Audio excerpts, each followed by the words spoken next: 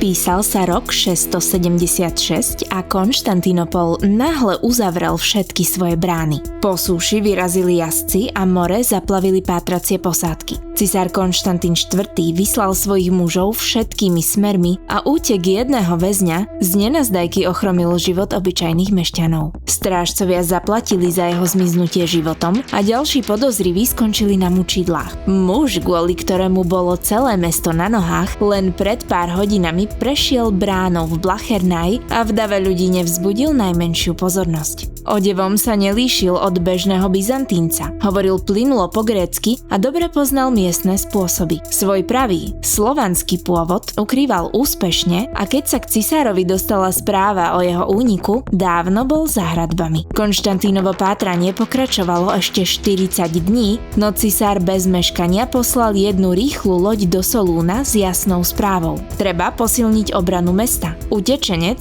sa môže vrátiť medzi svojich. Toto je ďalšia epizóda podcastu Stredovek na kolene a dnes si povieme príbeh o tom, ako osud jedného muža rozpútal slovanskú búrku okolo rodiska našich vierozvescov. Cestujeme časom do Solúnu, druhého najživšieho mesta Byzancie, ktoré poznáme aj pod názvom Tesalonike. Ja som Andrea. A ja som Marek, profesionálny prismrdávač, ktorý obohacuje tento podcast mimoriadne rozumnými pripomienkami. Pokiaľ nás chcete podporiť a sledujete nás práve na YouTube, tak dajte like a odber, veľmi nám to pomôže a prípadne nás nájdete aj na Spotify. A teraz sa poďme pozrieť do Solúna v časoch, o ktorých sme sa na dejepise určite neučili.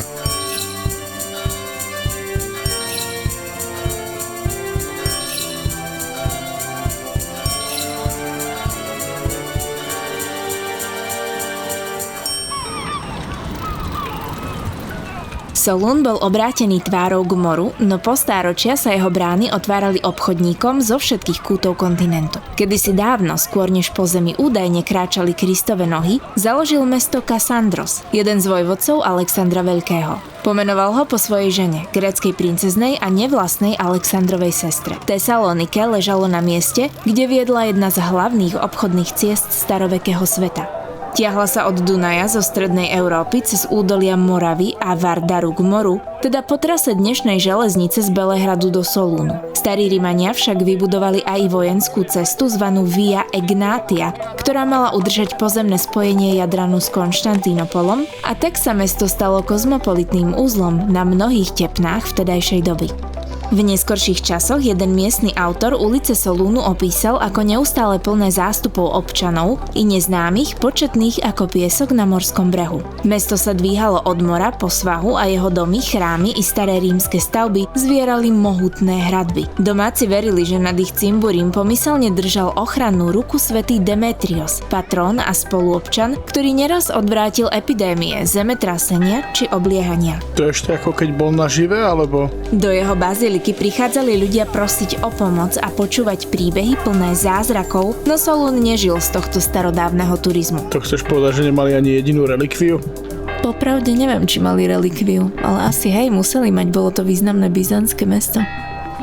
Mestská elita tu nosila namiesto vlnených odevov hodváb a rastúce bohatstvo Stredomoria priťahovalo všemožné pôžitky diaľkového obchodu. Ako to už s dejinami býva, pevné dôkazy nezriedka chýbajú, no veľkú časť tovarov tvorili otroci. To sa ťažko zisťuje, lebo oni sa odtedy rozložili. Solúnčania žili v inom hodnotovom poriadku než dnešná spoločnosť, preto jeden mohol v chráme počúvať učenie o láskavej viere a potom na trhu pozorovať predaj zotročeného človeka ako bežnú súčasť života. Ale ako čuduješ sa im, keď v starom zákone to bolo ešte v poriadku a dovolené, to sú zmiešané signály. Keďže bol Solún pohraničnou metropolou, v dave sa pochopiteľne neozývala iba gréčtina a za hradbami začínal celkom odlišný svet.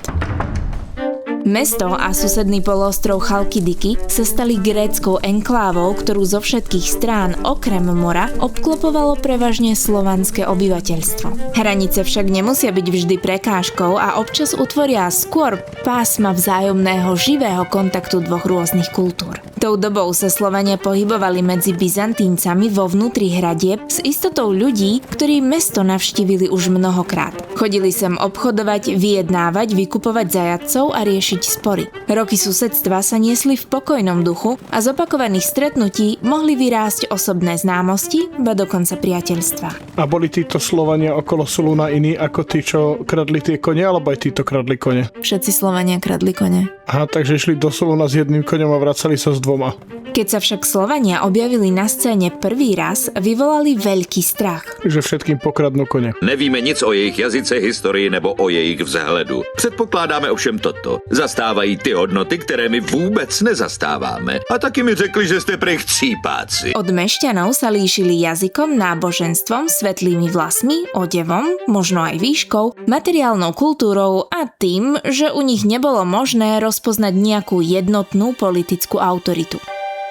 Ich pôvodná vlasť pravdepodobne ležala severne od Karpát v oblasti horného toku Visly, pričom príbuzné skupiny žili ďalej na východ okolo dolného Dnestra a Dnepra. Od polovice 6. storočia začali prenikať do južného Balkánu, no počas dlhej cesty zo starého domova sa ich kmeňová štruktúra rozpadla. Neprichádzali teda ako vojenské družiny, ani zárodok štátu, ale v malých skupinách. Takže vlastne ekonomickí imigranti. Niekedy išlo o zvyšky niekdajších kmeňov, inokedy len rozšírené rodiny alebo umelo vytvorené rody, ktoré hľadali pôdu na osídlenie a cestou aj nejakú korisť. Slovania, ktorí sa usadili poblíž Solúnu, ako aj tí, čo okolo neho len prechádzali, však museli nadviazať s mestom hospodárske vzťahy. Hledáme útočište, místo k odpočinku. To ste vítáni. Pre Byzantíncov, ktorých chránili mohutné hradby, nepredstavovali vážnu hrozbu, koniec koncov nemali žiadne centrálne velenie ani schopnosť viesť obliehanie. A to vieme z minulej epizódy z toho Konštantínopolu. Nebezpečnými sa mohli stať iba vtedy, ak ich ovládol dobre organizovaný štát a využil čoby pomocné jednotky. Stalo sa tak asi v roku 586, keď Avari, pôvodne pastierský národ zo Strednej Ázie, zaútočili na mesto s dobrovoľnou či nedobrovoľnou podporou Slovanov. Mesto však zachránila pevnosť hradieb, odvaha obyvateľov a pomoc svätého Demetera. Mne sa to strašne páči. V Konštantínopole to bola panenka Mária a toto bol zase Demeter.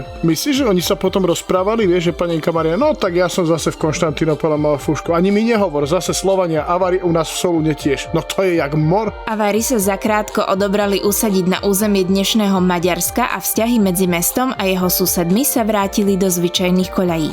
Krajinu v okolí Solúna nazývalo svojim domovom niekoľko slovanských kmeňov. V údolí a prítokoch riek žili Rinchíni, Sagudati, Druguviti a Strimoniti. Pričom každé z týchto spoločenstiev malo vlastných vodcov, sídla aj záujmy. Prečo sa tie kmene volajú ako druhy nejakých takých tých jednobunkových organizmov, ako trigloditi napríklad? Tak minimálne o Rinchínoch a Strimonitoch vieme, že sú pomenovaní podľa riek, pri ktorých sa usadili. A mali chytínové brnenia teda, alebo to už boli normálne obratlovce? V ich reči sa už črtali miestne nárečia neskorej praslovančiny. Jej spoločný základ im však stále umožňoval navzájom sa dorozumieť. Pokiaľ ich spojila rovnaká potreba alebo nebezpečenstvo, dokázali podporiť jeden druhého. V čase, keď sa začína náš príbeh, udržiavali so Solúnom mier a už u mešťanov nevzbudzovali také obavy ako kedysi. No a to je chyba. Z barbarských cudzincov sa stali známe tváre a jednou takou bol pre Solúnčanov muž menom Perbundos. Poznal grécky jazyk, nosil rímsky odev a pohyboval sa s nenútenosťou človeka, ktorý sa v Byzancii narodil. Rozumel svetu za hradbami aj poriadku, ktorý vládol v ich vnútri, no do dejín vstúpil ako tajomný muž bez tváre. To je ale celkom desivé. Pramene nezachytili jeho vek, postavu, farbu vlasov, ba ani pohnútky. Zostalo po ňom iba meno a obrys moci, ktorú si dokázal vybudovať. Býva totiž označovaný titulom Rex, teda kráľ alebo vládca Rinchínov, ktorí svoje pomenovanie dostali práve od rieky tečúcej neďaleko Solúna. Ako slovanský vodca mal niekoľko priateľov medzi mestskou šľachtou, no bohužiaľ nám história motívy svojich aktérov v tomto prípade zatajuje. Archón alebo najvyšší úradník Solúna totiž z nenazdajky vyrukoval s tvrdením, že Perbundos skýta riziko. Do Konštantínopolu poslal cisárovi list a napísal, že tento slovanský kráľ, citujem, so zákerným úmyslom a ľstivým zámerom kuje plány proti nášmu mestu. Žiaden zdroj však neuvádza jediný dôkaz, konkrétny čin ani meno svedka. Čo neznamená, že Archon nemal oporu svojich tvrdení, lenže sa nič také nezachovalo. Či už sa Perbundos naozaj previnil voči Solúnu, alebo sa stal nepohodlnou obeťou sprisahania, cisár vzal správu veľmi vážne. Odpovedal rozkazom s okamžitou platnosťou podozrivého zatknúť a previesť do Konštantínopolu. Archon v tajnosti ukázal cisársky dekret predstaviteľom najvyššej miestnej elity a dozvedel sa, že Perbundos sa príhodne pohybuje po meste. Zrejme sa necítil nijako ohrozený, no keď ho zástupcovia cisárskeho úradu spútali železami, začali sa nad mierovým spolunažívaním dvoch susedov sťahovať mračná. Obvinený putoval pred cisára, no jeho druhovia cítili krivdu, ktorá odhalila plnú váhu Perbundovej autority. Zjavne ozaj nešlo o malého, bezvýznamného človeka, pretože Slovania sa spojili s poprednými občanmi Solúna a aj oni sa vydali do Konštantínopolu rokovať o Perbundovom prepustení. To je vlastne zaujímavé, že kým Archon a časť mešťanov nechali Perbunda zatknúť, iná skupina Solúnčanov bola znepokojená, dokonca ochotná vyslať za ním delegáciu o rodovníkov. A my vlastne netušíme, prečo jedno ani druhé. V podstate áno. Proste máme meno typka. Nevieme, prečo ho nemali radi, ale nevieme ani, prečo ho mali radi. Aj nasledujúce udalosti ukázali, že Perbundovo meno malo veľkú váhu, pretože Rinchinov, Sagudatov, Druguvitov a Strimonitov spojilo do politickej koalície. Vidíš, aj ty máš problém to prečítať. Ja mám pocit, že to čítam za každým inak. Ktorí boli teda tí bezobratli?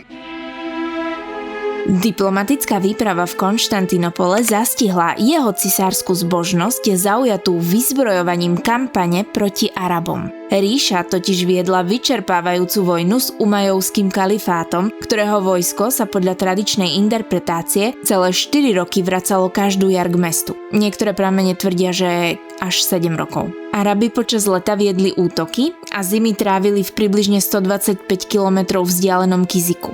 Byzancia neskôr dosiahla víťazstvo, ku ktorému mohlo prispieť použitie gréckeho ohňa a prinútila kalifát uzavrieť mier.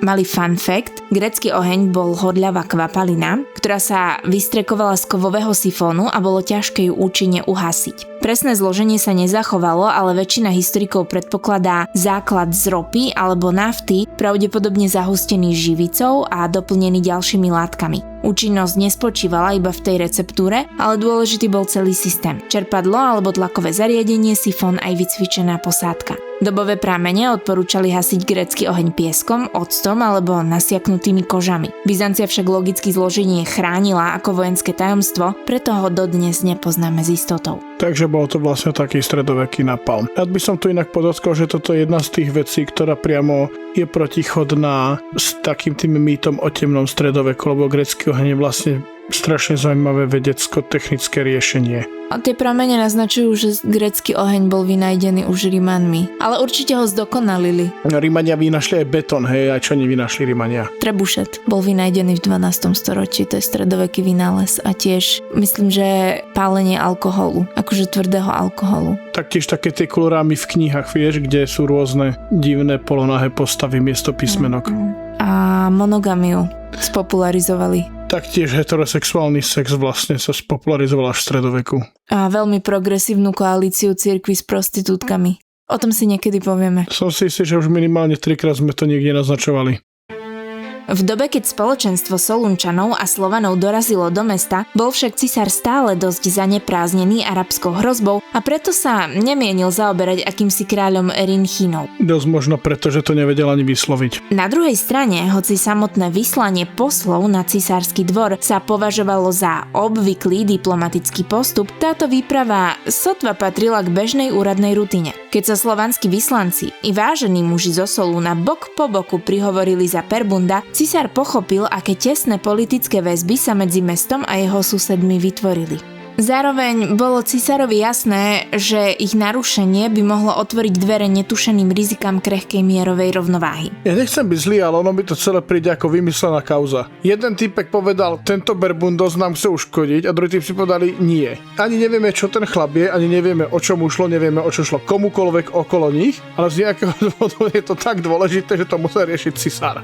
Rozhodol sa teda delikátnu záležitosť vyriešiť tak, že sa jej zatiaľ nebude venovať. Pretože cisár bol múdry muž a vedel, že problém, ktorý sa nevyrieši sám do 2 dní, si nezaslúži tvoju pozornosť. Prisľúbil Perbunda po vojne s Arabmi prepustiť, no do tej doby mal ostať na nedobrovoľnej návšteve Konštantínopolu. Bol zbavený okovov, dostal nové oblečenie i každodenné zaopatrenie a mohol sa dokonca pomerne voľne pohybovať po meste. Musel však zotrvať v rukojemníckej pozícii po neurčitú dobu byzantského ťaženia a keďže vojna s kalifátom už vtedy vo svojej súčasnej fáze trvala takmer 14 rokov, mohlo sa to celkom natiahnuť. Nie som si však istá znením cisárovej vôle. Nevieme celkom presne, či myslel koniec vojny ako takej, alebo len obliehanie Konštantínopolu, no oboje nemuselo byť pre Perbunda časovo vyhovujúce. Na dôvažok sa jedna interpretácia zmieňuje, že sa tu obával o svoj život a možno sa navzdory materiálnemu komfortu cítil stále ako väzeň.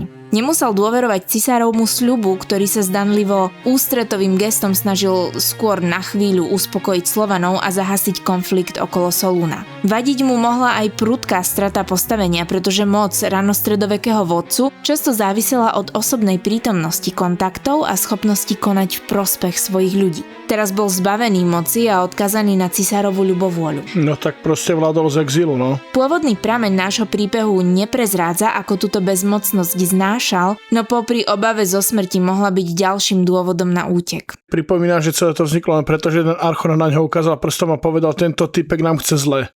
Tu však Perbundos medzi svojimi väzniteľmi našiel prekvapivého spojenca v dvorskom tlmočníkovi, mužovi, ktorého si obľúbil sám cisár aj vysokí hodnostári. Či ich spojilo priateľstvo nevieme, no vzájomná dôvera stačila na prípravu vyslobodenia. Tlmočník ponúkol Perbundovi svoj vidiecký majetok, kde sa mal ukryť a niekoľko dní čakať na cestu späť domov. Dřív jsem ti nevěřil. A proč mi věříš teď? V hlavním městě je málo čestných mužů. Jsi jeden z nich. A chci, abys věděl, ať to zní jakoliv, že já jim jsem též. Cez brány mesta prešiel bez povšimnutia a neposkytol žiaden dôvod, aby v ňom stráže spoznali slovanského vládcu či cisárovho väzňa. Celý tento príbeh poznáme z druhej knihy zbierky homílií s názvom Zázraky svätého Demetria, ktorá sa stratila. Ty si to užívaš, že? Ty si užívaš, ako si napísala ten text. Máme však jej prepis z 12. storočia, čo je približne 500 rokov po tejto udalosti a rozprávač je väčšmi naklonený obyvateľom Solúna. Celé toto sprisahanie teda vysvetľuje pôsobením diabla, ktorý použil tlmočníka ako nástroj skazy. Takže mimoriadne dôveryhodný text. Treba povedať, že tento text je jediný prameň, kde sa Perbundos spomína, takže musíme áno k nemu pristupovať s istou mierou skepticizmu, ale pre historikov jadro príbehu a detaily pôsobia pomerne vierohodne. Cieľom diela bolo ale prostredníctvom série pohrôm postihujúcich mesto presvedčiť obyvateľov, že Solún chráni jeho svätý patrón. Takže Perbundos bol pohroma. Technicky... Veď ešte nič neurobil. Áno, dostaneme sa k tomu. Cisár sa nad Perbundovou trúfalosťou ohromne rozhneval, rozpútal po meste neľútosnú pátraciu akciu a mnohých vypočúvaných stráže kruto zmrzačili. Pretože jeden týpek odišiel, ktorého si oni nevedeli ustrážiť. To je, keby ťa policajt zmlátil za to, že mu ušiel väzeň. Áno, tie stráže, ktoré ho bezprostredne chránili, tak boli taktiež popravené. Tie, čo ho mali strážiť. No veď aspoň, že tak. Z Konštantínopolu do Solúnu vyrazil Dromon, v preklade bežec, čo bola byzantská vojenská galéra, vďaka svojej rýchlosti vhodná na posielanie naliehavých správ. Cisár sa obával o možný slovanský útok na Solún, no veľmi skoro zistil, že Perbundos nestihol uniknúť ďaleko. Zotrvával na onej vidieckej usadlosti kúsok od tráckeho mesta Bizie a jedlo mu nosila tlmočníkova manželka. Práve jej cesty napokon priviedli pátračov k Perbundovmu úkrytu a stráže ho našli schovaného v trávnatom poraste. Možno tam sral. O tom sa to nezmienuje. Tak lebo čo iné by tam robil, keď tam mal celé sídlo, v ktorom mohol byť skrytý? Asi videl, že sa tam blížia, tak odišiel z bytu a schoval sa v tráve, aby ho... Našli ľahšie. No nie, tak hľadali ho v budove a on vyšiel do trávy, takže logicky si myslel, že v tráve ho nenajdu, že ho budú hľadať v tej usadlosti. Mimochodom, autor Zázrakov svätého Demetria sa tu čuduje, prečo sa Perbundos skrýval na danom mieste tak dlho, lebo to pátranie trvalo 40 dní, keďže v okolí žili ďalšie slovanské slovanské skupiny, ktoré mu mohli pomôcť. Dôvod, prečo sa k nim nepokúsil prezieravo dostať, ale vysvetľuje zásahom svätého Demetria, ktorý chcel, aby sa Perbundove plány odhalili. Takže svätý Demetrius na ňoho zoslal explozívnu sračku, on musel vybehnúť vonku a tam ho našli. Vojaci ho teda zajali a odviedli späť do Konštantínopola, ale pri výsluchu vyšlo najavo, že útek navrhol i pripravil tlmočník. Je pekné, že si použila slovo pripravil, lebo to slovo pripravil je len pár písmen ako slova popravil a to je asi to, čo toho tlmočníka čaká. No a Perbundos ho praskol. Nie je známe, prečo toľko riskoval kvôli neznámemu Slovanovi, no táto ochota ho vyšla draho. Možno ho mal rád. On a jeho manželka boli popravení ostrým katovho meča a cisár od tohto osudu neušetril ani ich deti. K Perbundovi bol pre jeho politické pozadie milostivejší a ponechal ho nažive pod prísnejším dohľadom. Na počudovanie mu stále sľuboval, že ho nakoniec nechá vrátiť sa k svojim, no v tomto kontexte sa nedivím, že Perbundos nevidel v jeho slovách veľkú útechu. Začal teda veľmi skoro plánovať ďalší útek. A furt nevieme, čo proti nemu vlastne majú. No a teraz sa to dozvieme. Tu by som chcela povedať, že ja si Perbunda celú dobu predstavujem ako Seana Beana, respektíve Neda Starka z Game of Thrones, keďže obaja zdieľajú podobný životný údel. Takže hovorí, že umrie na konci. Ani nie na konci. Takže umrie na konci prvej série, si chcela povedať. Tak nejak. Já vyrostl z vojáky. Dávno jsem se naučil, jak zemřít. Nepoznáme bližšie detaily jeho novej stratégie, ale cisárske úrady ho znova odhalili a spolu s ním údajne vyplávali aj jeho úmysly. Svätý Demeter zase zasiahol, čo? Po návrate medzi Rinchinov chcel údajne zhromaždiť susedné slovanské skupiny, odmietnúť ďalší mier a viesť vojnu proti kresťanom po suši i po mori. Zaujímavé je, že rozprávač nezachytil Perbundove priame slová, ani spôsob, akým túto výpoveď vyšetrovatelia získali. Vzhľadom k predchádzajúcemu cisárovmu postupu by som typovala, že na mučidlách, ale možno skutočne chystal veľké slovanské povstanie. I call bullshit. Celé mi to príde ako vykonštruovaný proces. Nakukám jim příběhy, aby se obrátili proti sobě ve stylu trojské války. Já proniknu k nim a z těch jejich ťuťu srdíček budou černý kusy šutru, když se to dobře navlíkne.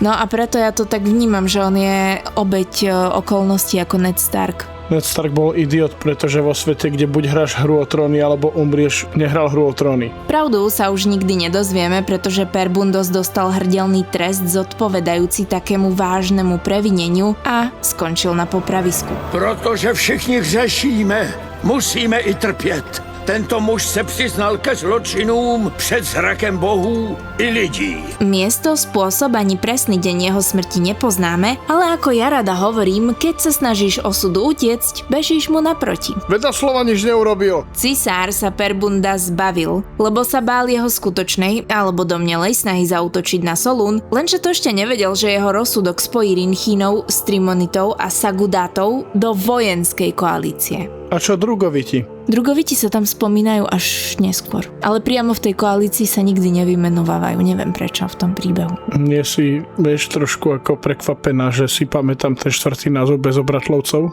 Mimochodom v Macedónsku v meste Skopje má Perbundos sochu, takže nejakým spôsobom zanechal stopu v ich životoch. Prečo? Je na tej soche napísané, prečo bol taký dôležitý aspoň, alebo ja neviem. Vzhľadom na to, koľko cavikov okolo neho bolo, tak evidentne bol veľmi dôležitý. On bol proste stredoveký influencer. On bol jak Kardashianky. On bol slávny, pretože bol slávny, koniec. Tak mal veľkú autoritu, možno mal charizmu a bol taký ako Aura Farmer. Ahojte followeri, dnes som zase vo väzení. Feeling cute, maybe leave city later.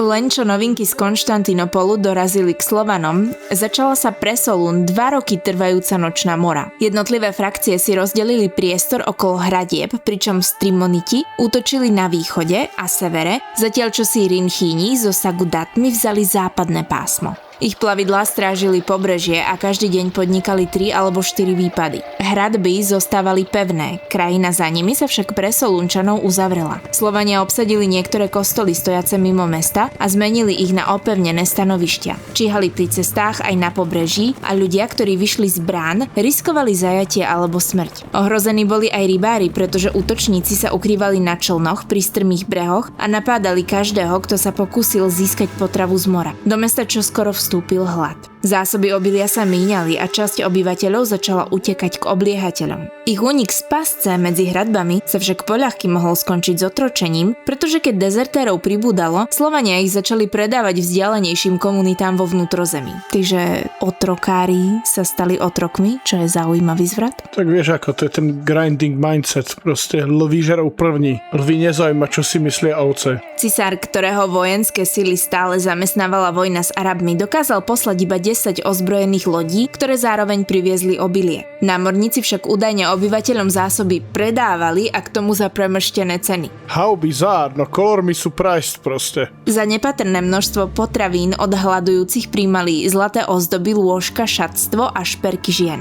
Čakal som horšie popravde, ale pokračuj. Mám hlad, že se mi zadek sám zakusuje do trávy. Poprední mešťania napokon prijali riskantné rozhodnutie a týchto 10 cisárskych plavidiel spolu s ďalšími použiteľnými člnmi i zdravými mužmi vyslala k Velegezitom. Išlo o juhoslovanský kmeň, ktorý žil na severnom pobreží Pagasitického zálivu. Ale no tak už, to nemôžu byť reálne mená, už ako sorry. A so Solúnom stále udržiaval mierové obchodné styky. Je to stále územie dnešného Grécka, aby sme si to vedeli predstaviť. Cieľom výpravy bolo nakúpiť potraviny, obilie a strukoviny, no mesto tak nakrátko prišlo o mnohých mužov v najlepších rokoch. Muži najlepší v rokoch v tvojom okolí. Zostali prevažne slabí a boja neschopní ľudia, čo viedlo k oslabeniu obrany Solúna. A tiež ženy boli smutné.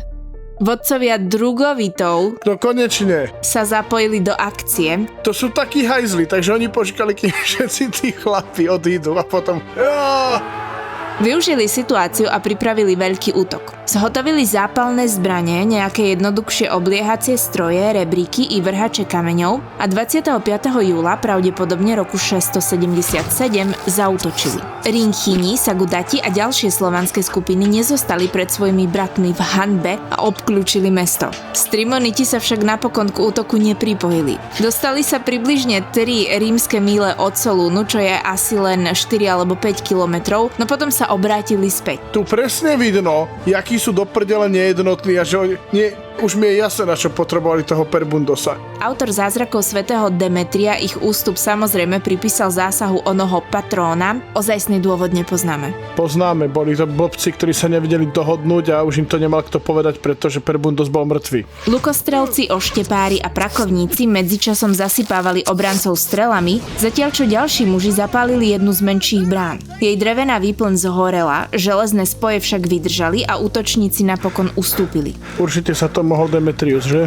K všeobecnej radosti Solúnčanov sa po 3 dňoch nepretržitého slovanského dobíjania vrátila plne naložená výprava od Velegezitov. Veľký útok sa skončil, každodenné prepady však pokračovali ďalej a Strimoniti s Rinchínmi neskôr napádali aj námorníkov. Mnohých olúpili alebo uväznili a svoje výtržníctvo rozšírili do Severného Egejského mora, Hellespontu a Marmarského mora. Tam rozbehli nájazdy na lode zásobujúce Konštantinopol a dokonca zajali pracovníkov cisárskej colnice. Pretože im dávali veľké dane na objednávky z Tému. Konflikt pri Solúne tak začal zasahovať dopravu dôležitú pre hlavné mesto a prinútil cisára venovať mu väčšiu pozornosť. Čože? My už sme 2 roky vo vojne so Slovanmi? Či nie? Ako dlho to bolo vlastne ten tak pár dní iba? Ten nepretržitý útok trval 3 dni. Blokáda trvala 2 roky. Ukaž, že máš koule, zrovnej miesto do late. Cisár vyslal pozemné vojsko, ktoré sa v roku 678 chystalo postaviť Strimonitom, no tí o jeho príchode vedeli. Obsadili horské priechody a opevnené miesta, pričom si zavolali na pomoc iné slovanské skupinky, ktoré sa menovite neuvádzajú. Ďaká Bohu. Napokon išlo skôr o vojenské ťaženie s viacerými stretmi než jedinú bitku, ale jej výsledok sa dal vopred očakávať. Slovania boli prinútení ustúpiť a neskôr požiadali cisára o mier. Po porážke zostali niektoré ich obydlia v okolí Solúna opustené a vyhľadovaní obyvatelia mesta, medzi nimi ženy a deti, z nich odnášali čo sa dalo. Cisár zároveň poslal do Solúna zásobovací konvoj s vojenským sprievodom, ktorý čítal 60 000 mier obilia. Poraziť slovanské kmene a prinútiť ich formálne uznať cisársku moc nebolo pre Byzanciu nikdy problémom. V nasledujúcich 10 ročiach sa však opakoval jeden a ten istý scenár. Ťažkosti vždy vznikali pri udržaní kontroly po odchode vojska zo slovanského územia. Každý byzantský úspech bol tak iba dočasný, pretože pred koncom 8. storočia nemala ríša správne, cirkevné, demografické ani vojenské kapacity na účinnú trvalú kontrolu nad Slovanmi.